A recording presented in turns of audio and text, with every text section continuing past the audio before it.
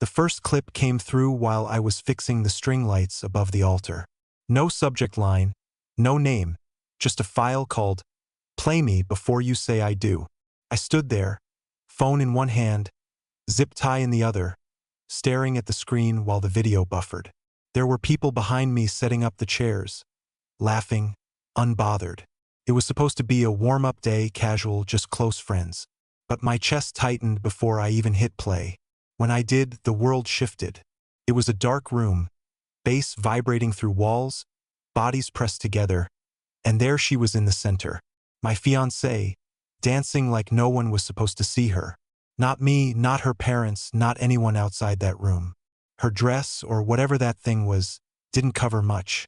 There were hands, multiple. Someone poured something down her back and licked it off. Someone else pushed her up against the door, and she laughed like it was the best night of her life. I dropped the phone. It clattered against the wood floor of the barn. People looked over. I waved them off. Then the second video came through. And then the third. By the fourth, I couldn't breathe. She wasn't just dancing. She was celebrating. The captions were worse than the footage. "One last ride before vows. He still doesn't know. Tag your soon-to-be hubby." Someone had recorded the whole thing and sent it directly to me, stitched together like a documentary of betrayal. I didn't say a word to anyone. I walked to the end of the aisle, stepped outside the barn, and kept walking until I reached the edge of the parking lot. I didn't cry. I didn't scream. I just opened our shared calendar, scrolled to the wedding date, and hit delete event. Then I called the rental company, canceled everything in her name, and sat on the back bumper of my car, staring at the trees like they could explain what had just happened.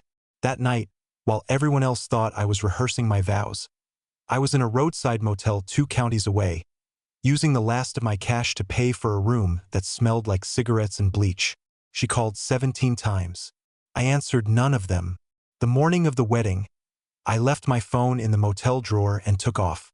No note, no suitcase, no answers. I didn't know where I was going. I just knew I wasn't marrying someone who needed to go out and feel free one last time without telling me. But that wasn't even the worst part. That came later when I learned who filmed it and why they wanted me to see it. By the time I made it to the edge of the state, I'd gone through every possible explanation a man in my position could come up with and discarded them all. Drunken mistake? That doesn't explain the grins, the planned filming angles, the hashtag she wrote herself. Peer pressure? Then why did she look so at home? Like that wild, unfiltered version of her had just been waiting for an audience. I spent the night at an old motel across from a bait shop. The guy behind the counter handed me a key and said, "We got bed bugs in 3 and a family of raccoons in 7. Don't take either." I took 12. The mattress folded like paper under my weight, but at least I could finally sit still without someone knocking on a door, asking if I wanted cucumber water or wedding-themed cupcakes. I stared at the ceiling for hours. My mind ran loops like a scratched record. Every time I tried to imagine her walking down the aisle in that ivory dress, my brain substituted the red strobe lights from that party and the sound of some guy calling her baby girl, while she didn't flinch. That video was seared into my skull like a brand. But here's the thing that wouldn't leave me alone. Who sent them? None of the people I knew would do something like that. Her friends loved her. Mine didn't even follow her on socials. So I did what anyone would do. I pulled the files apart. I'm not a tech guy, but I know someone who is. His name's Cole, and he used to jailbreak iPhones in high school for $20 and a Red Bull. We hadn't talked in a year, but when I texted him, I got sent something I wasn't supposed to see. He replied with just a location pin and a skull emoji. We met at a gas station near the county line. He brought his laptop, asked for Wi-Fi and nachos, and got to work. "Airdropped?" he asked. "Yeah, at the venue." That's insane. Someone had to be right there within Bluetooth range. I hadn't even considered that. Whoever sent the files was physically at the barn while I was up there fixing lights. That meant they watched me, watched my reaction. Whoever it was wanted me to see, wanted to shatter everything. But why? It took Cole 15 minutes to scrub the metadata. Then he froze. "What?" I asked. He didn't answer, just flipped the screen around. The file wasn't random. It had been stitched together using footage from 5 different phones, synced and edited on a single app. One of the phones was mine. That was impossible. I hadn't taken any footage. My phone was in my back pocket the whole day. But when Cole pulled up the timestamp and location logs, the evidence was brutal. Someone had airdropped the video from my own account. I sat back in a plastic chair outside the station and felt the cold punch of something deeper than betrayal. Not only was I cheated on, not only was I lied to, but someone had used my digital identity to deliver the wrecking ball. And then the worst idea hit me. Melanie had access to my phone. Not just the password, full sync, backup, Apple ID, the works. I remember the night I helped her log in to check the shipping status of some shoes she was obsessed with. Back then, I thought it was cute that she was comfortable enough to share everything. Now, it felt like I'd handed a loaded weapon to someone wearing a smile. "Can you trace the edit?" I asked. Cole shrugged. "I mean, I could, but it's not legal." "Just hypothetically," he smirked. "Hypothetically, your account was accessed from an IP address at 11:32 a.m. yesterday. That IP came from the Four Palms Resort in Clearwater, Florida." I blinked. She said she was at her cousin's apartment helping with wedding invitations. Dude, she was poolside, and based on this geotag, she's still there. I had no plan, no script for what a man's supposed to do when his wedding is less than a week away and he finds out his bride-to-be is in a resort miles away, partying like she never said yes. I didn't even know how to feel anymore. I just knew I wasn't showing up for that wedding, and I wasn't going to stay silent. I didn't head to Clearwater because I wanted closure. I went because I needed proof. Proof that I wasn't insane. That the woman I was supposed to marry wasn't just wearing 2 faces. One for me and another for the rest of the world. But that the whole thing had been rotten from the start. I wanted it to hurt. I wanted it to be sharp. I needed it to bleed so I could stop pretending it was a paper cut. I drove through the night.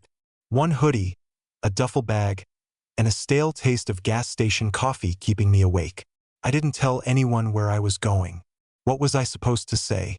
"Hey, I'm crashing my fiancé's secret vacation 4 days before our wedding because someone edited a highlight reel of her grinding on strangers in a costume shop and sent it to me via my own Apple ID. No one's built to receive that text." The Four Palms Resort was tucked between palm trees and midlife crisis convertibles. A place with flavored water in the lobby and concierge employees trained to look through you like a polite ghost. I didn't check in. I parked across the street behind a mini-mart, threw on a baseball cap, and walked in like I belonged. The pool was the first place I looked. Laughter, sunblock, the sound of someone's Bluetooth speaker playing a song I used to slow dance with her to in our living room. I scanned the chairs, the umbrellas, the cabanas, and then I saw her, or so I thought. White swimsuit, brown hair, that same body language, like she owned the whole place. She was sitting with 3 men, sipping something out of a pineapple. One of them had his hand on her thigh. She didn't move it. My legs moved before my brain caught up. I stormed across the concrete like a man possessed. No plan, no lines rehearsed, just pure heat. But when she turned, it wasn't her. Not even close. The girl blinked. "Do I know you?" I stopped mid-step, the weight of humiliation crashing down like cement. I apologized, turned on my heel, and headed toward the bar. I needed to think or drink, maybe both. The bartender asked if I was okay. I said I was looking for my sister, which was somehow less pathetic than my runaway bride. He nodded like he'd heard it all before. Then he said something that hit me like a slap. "She was with the redhead earlier. They left like 20 minutes ago. Took the elevator up with some guy in a backwards hat." I froze. "The redhead?" "Yeah," he said, already pouring another drink. "That loud one. Called her Melly the whole time. Melly. That's what her old college friends used to call her. She hated it, claimed it sounded like the name of a farm animal. Only 2 people had ever called her that to her face.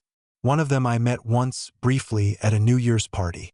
A redhead named Rowan who always smelled like cinnamon gum and smoked American spirits out the window. She was supposed to be in Oregon. Apparently not. I followed them upstairs. No, not in a horror movie kind of way. I waited near the elevator bank, watched the numbers light up, then casually walked up the next flight. 4th floor, hallway with a view of the pool, soft carpet that muted my footsteps. I had no idea which room was theirs until I heard her voice through a cracked open door, not yelling, laughing. And then something else, something worse, a male voice too familiar. "You really think he won't find out?" Her answer, "Even if he does, it's too late. You know how he is. He'll write a poem about it and disappear into the woods." And they both laughed. She knew me too well. That was the moment I knew she wasn't sorry. Not for the party, not for the lying, not even for getting caught. She'd weaponized who I was, the soft parts, the quiet parts, and turned them into the punchline of a joke. I should have left right then. Walked away with what little dignity I had left. But I didn't. Instead, I slipped my phone from my back pocket and started recording.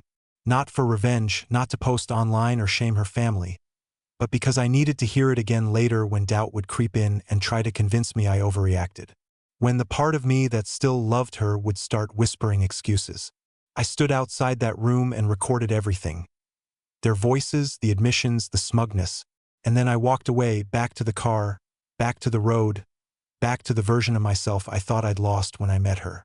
That night, I deleted her contact, turned off my location, canceled every shared account. I even called the florist and told them to give the bouquets to a hospital instead. And when her mother called the next morning, hysterical, confused, begging for answers, I simply said, "Ask Melanie about the pineapple drink and the guy with the backward hat. That should clear things up." Then I hung up. I didn't need her to understand. I just needed her to know I knew. I thought she'd look for me immediately. She didn't. Not after the videos. Not after the unanswered calls. Not after I vanished mid-rehearsal week with no explanation. Leaving her to face the guests, the questions, the flowers meant for a wedding that no longer existed. Took her 5 days. 5 days of silence. 5 days of her mother leaving voicemails that swung from teary to furious to bizarrely condescending. Like I was the one who needed to apologize for the inconvenience of my own humiliation. When she finally resurfaced, it wasn't through a text or a knock on my motel door or a desperate email begging to explain. It was through my older brother, Clayton, the only person I trusted enough to tell where I was. I left my phone behind, but not before giving him a burner number in case something serious happened. He called from a gas station that evening, his voice tight. "She's at my house." My chest went still. She showed up in full makeup, crying, asking if I've heard from you. She's saying you've had some kind of mental breakdown, that you vanished after a dream, that she's worried you're, quote, doing something dramatic again. I clenched the motel blanket in both fists, heart thudding. "Did you tell her where I am?" Clayton laughed. That bitter, disappointed kind of laugh he reserves for only the worst types of people. "No, but she's laying it on thick, Ellis. Talking about how much you mean to her, how excited she was to be your wife, how this is probably just cold feet. She even tried pulling out her phone to show me old texts you sent, like some kind of scrapbook of affection. She's gaslighting you, bro." Then he paused, like he wasn't sure if he should say what came next. "She's not alone." I froze. "What do you mean?" "There's a guy in her car. He hasn't come out. I saw him through the window when she pulled up. Bearded, muscular, sitting in the passenger seat like he's waiting for her to finish the performance and come back with your location." It hit me like a freight train. The man from the resort, the one with the backwards hat, the one who'd laughed when she mocked me outside that hotel room. He hadn't just been a one-night thing. He was with her now, helping her chase me down. Not for love, not for closure, but for control. That was the moment I knew I had to burn the past down, piece by piece. "Don't open the door again," I told my brother. "Not for her, not for him, not even if they say it's life or death. This isn't about confusion. It's about erasing the version of me they think they can manipulate." That night, I drove to our old apartment, the place where we hung string lights over the bed, the place where she made pancakes barefoot in the morning and played podcasts while brushing her teeth. I still had a key. I'd never taken it off my ring. I didn't go inside to scream or break things. I wasn't there for revenge. I was there to take back the parts of me I'd left behind. A few notebooks, a backpack, a vinyl record she hated, my grandfather's old lighter. And then I did something she wouldn't expect. I left something behind. A small envelope. No address, no note, just a flash drive inside. On that drive was every file I'd been sent. The videos, the audio from outside the hotel room, the metadata that proved it had all been planned, edited, uploaded, and sent by someone with access to my cloud. No comment, no explanation, just the truth, unfiltered, raw. Let her sit with it. I didn't want to see her reaction. I didn't care if she screamed, cried, or tried to play the victim. I just wanted her to know I hadn't run because I was weak. I left because I had finally learned how strong I could be when I stopped hoping she would become someone she never intended to be. She would find it. She would watch it, and she would realize for once, I had nothing left to lose because the old Ellis, the one who forgave things just because the pain of confrontation felt heavier than betrayal, he died somewhere between the barn and that motel. And the version who walked out, he wasn't coming back. The email came 3 days after I left the flash drive. It wasn't from Melanie's usual address. It came from an account I didn't recognize, one that barely even looked like a name, just numbers and initials like a burner made in a rush. The subject line was simple: "Let's be adults about this." I almost deleted it. Almost. But curiosity is a slow poison. I clicked. Nothing. No mention of what she'd seen or what she'd done. Just a long, carefully worded message written in a tone I recognized immediately. Not the Melanie I fell in love with, but the version of her that showed up when things didn't go her way. Rehearsed, manipulative, smiling through a clenched jaw. She said she had seen the flash drive. She called it a sad misunderstanding and described the videos as taken out of context, the audio recordings as deliberately edited, and the party as a harmless escape with friends before a major life commitment. She used the phrase emotional sabotage more than once, as if I had somehow orchestrated a smear campaign against her by watching her with my own eyes. And then, buried near the end, came the twist I wasn't expecting. She admitted that she had edited the videos, but not to hurt me. Her words: "I was trying to put something together as a fun surprise, something you'd laugh about when we were old. I didn't know it would get out of hand. I didn't expect you to take it so personally, like it was a prank, like it was a gift I unwrapped wrong." She ended the email with a proposition, not an apology. She wanted to meet. No public drama, no fighting, just one adult-to-adult conversation before we made a decision we might regret. I read that line 10 times, not because I was tempted to respond, but because I couldn't believe how she'd taken what happened. The lies, the cheating, the cover-up, the chase, and reframed it as a communication breakdown between two people who love each other too much to walk away without clarity. It wasn't guilt, it was marketing. She was rebranding betrayal as confusion, infidelity as performance art, my silence as emotional instability. And worst of all, she was winning because no one else knew what I knew. Her parents still believed the wedding was postponed for health reasons. Her friends were texting me half-sarcastic things like, "You better not be getting cold feet." She had already begun her campaign. Smiling selfies on Instagram, quotes about healing privately, and vague captions like, "Some journeys are walked alone, but always with love." It was surreal watching the person who broke you try to sell the world a version of events where you were simply confused, and she was the one holding everything together. But here's where it got worse. 2 days later, I received a call from a number I didn't recognize. I let it go to voicemail. It was her father. He sounded tired, flat, like he'd been rehearsing. He said he was disappointed, not angry. Said Melanie had told him everything, that I had somehow found footage from a bachelorette party and spun it into a false narrative. He said he hoped I'd come to my senses before it was too late, that families could still be built, that people make mistakes. He never asked me what happened. He'd already been told. That's when I understood what she was really doing. She wasn't trying to win me back. She was trying to control the ending. Because people like Melanie don't panic when the truth surfaces. They adapt. They shift. They get ahead of it. And if they can't make you look like the villain, they'll settle for making you look unstable. I deleted the email. I saved the voicemail. And then I did something she never expected. I agreed to the meeting, but not for reconciliation, not to talk, not even for revenge. I had something else in mind, something final. Because if she wanted to sell a lie, she was going to have to sit face to face with the one person who still remembered the truth.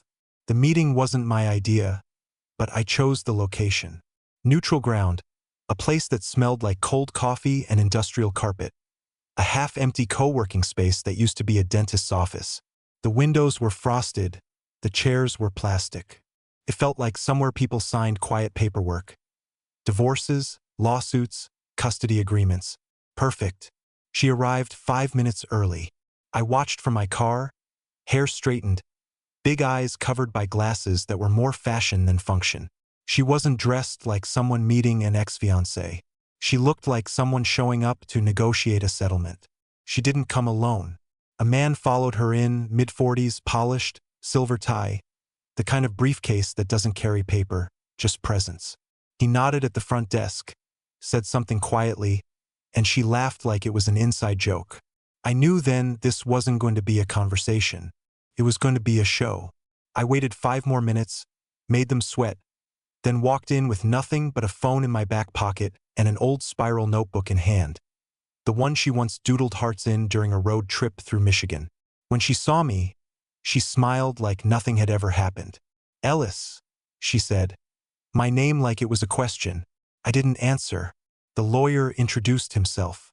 I didn't shake his hand. We sat at the far end of the shared conference table. The lights buzzed overhead like they were allergic to silence. Melanie opened a thin folder and pushed it toward me.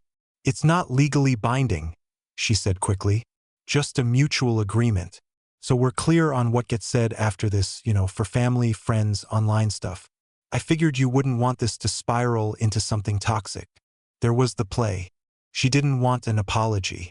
She didn't want forgiveness. She wanted control of the narrative, something she could hold up when people asked why the wedding fell apart, something polished and neutral she could show her parents, her friends, future boyfriends. I didn't touch the folder. "Did you watch everything?" I asked. Her expression twitched just slightly. "I watched what you left," she said. "I think we both know it doesn't show the full picture." "I didn't need it to," I replied. "I only needed it to show you what I know. Not them, not the world, just you." The lawyer shifted in his seat. "Our goal here, Mr. Langford, is to avoid any form of escalation. You've been understandably upset. We've been informed of some unfortunate data leaks, some edited content that spread among mutual acquaintances." I cut him off. "Nothing was leaked. I haven't shown it to anyone but her." He looked at Melanie. She looked at me, and then she did something unexpected. She dropped the mask for just a second. "I panicked," she said softly. "I didn't know how to handle what you saw. I didn't know how to stop it from destroying everything. So I spun it. I made up the story. I told them you had a breakdown, that you ran away, that you couldn't handle stress. I didn't think you'd disappear." The room went still. Her voice wavered, not from guilt, from fear. Not fear of losing me, fear of what I might say next. I let the silence breathe. Then I took out my notebook, opened it, and pulled out a folded sheet of paper. It wasn't legal. It wasn't dramatic. Just one paragraph written in my handwriting with my name signed at the bottom. It said, "This is to confirm that Ellis Langford formally withdraws from any legal, financial, or emotional entanglement with Melanie Crowder. The wedding is canceled. The engagement is nullified. All plans, expectations, and commitments are void. Any further attempt to contact Ellis Langford, privately, publicly, digitally, or through third parties, will be considered harassment and treated accordingly." I slid it across the table. No folder, no signature from her, just the truth written in ink. She stared at it. Her lawyer said something about tone and reasonable expectations. I stood up. Before I walked out, I leaned close enough so only she could hear. "You didn't just lose me, Mel. You lost the version of me who would have still defended you after all this. You don't get to spin this. You don't get to repaint it in pastel and call it growth. You don't get to be the one who walks away clean." Her eyes flashed. Maybe anger, maybe grief, maybe just the shock of finally realizing the last hand she'd played didn't work. Then I turned, walked out the door, and didn't look back. Outside, the air felt different, like I'd finally stopped carrying something I didn't even know had been strapped to my back for years. And as I started my car, I realized something. She hadn't come to make peace. She'd come to make sure I stayed silent. Too bad, because I wasn't done talking. It started with a photo, just one, posted to her Instagram 4 days after our meeting. She was sitting on a dock, barefoot, holding a glass of wine, looking off into the distance like a woman who just survived a hurricane and found inner peace on the other side. The caption read, "Some storms come to clear your path. Thank you to everyone who supported me during the hardest week of my life. The truth always finds the surface." It wasn't subtle. It wasn't accidental. She knew exactly what she was doing. Within 12 hours, I got 4 texts from old friends I hadn't heard from in months, all asking some variation of the same question. "Dude, what happened?" Then came the pity DMs, the LinkedIn message from a former colleague who wrote, "So sorry to hear about the wedding. If you ever want to talk, I've been there." And the one that really set my stomach spinning, a post from her cousin, publicly tagging Melanie and writing, "You deserve someone who sees your worth. Proud of you for walking away." Walking away? She hadn't walked away. She'd thrown the wedding off a cliff and then staged a memorial service where she got to deliver the eulogy as the grieving widow. That night, I sat in my car outside a 24-hour laundromat, watching as the machine spun clothes I didn't care about anymore. My phone buzzed nonstop. People wanted to know why I'd vanished, why I was silent, why I'd left a woman like Melanie in tears. The smart thing would have been to stay quiet. Let the fire burn itself out. Start over. Let her wear the mask as long as she wanted while I rebuilt somewhere far away. But there was one thing I couldn't shake. She was weaponizing my silence. She was counting on it, banking on it. She knew I wasn't the type to air dirty laundry. She was betting I'd rather disappear than explain. And the truth is, she was almost right. But not this time. I opened my notes app. I didn't plan it. I didn't rehearse it. I just started writing. Took an hour. I posted it at 3:12 a.m. on a private account I hadn't touched in years, the one I used to share sketches and old song lyrics. The caption was simple. "There's a version of this story you haven't heard." And then I dropped the full post. I didn't include names. I didn't post videos. I didn't expose details that could get flagged or reported. I simply told the truth. How I'd been sent footage from someone I still believe was trying to save me. How I traced the videos back to our shared account. How I'd stood outside a hotel room and listened to the woman I was going to marry joke about how easy I was to lie to. How she'd spun everything to her parents, to her friends, and now to the world. I ended it with a line that wasn't dramatic, wasn't cruel, but hit harder than anything else I've ever written. "You didn't break my heart. You just made me realize it wasn't mine to begin with." Within 6 hours, the post had over 4,000 shares. By noon, people had figured it out. Not because I named her, but because she'd been so loud about her pain, so obvious with her timing, that the internet connected the dots without me ever drawing them. She deleted her photo, then her caption, then her entire profile. I thought I'd feel something when that happened. Vindicated, relieved, maybe even proud.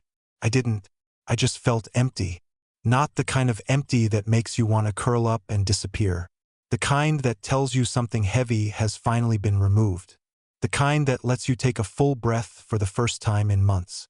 Later that week, I got a handwritten letter in the mail. No return address. I knew it was from her the second I saw the cursive. Inside were 3 things. A photo of us from 2 years ago, taken in the fall before anything broke. A single sentence. "I still don't know why I did it," and a check. It was for the exact amount we'd spent on the venue deposit. I didn't cash it. I didn't respond.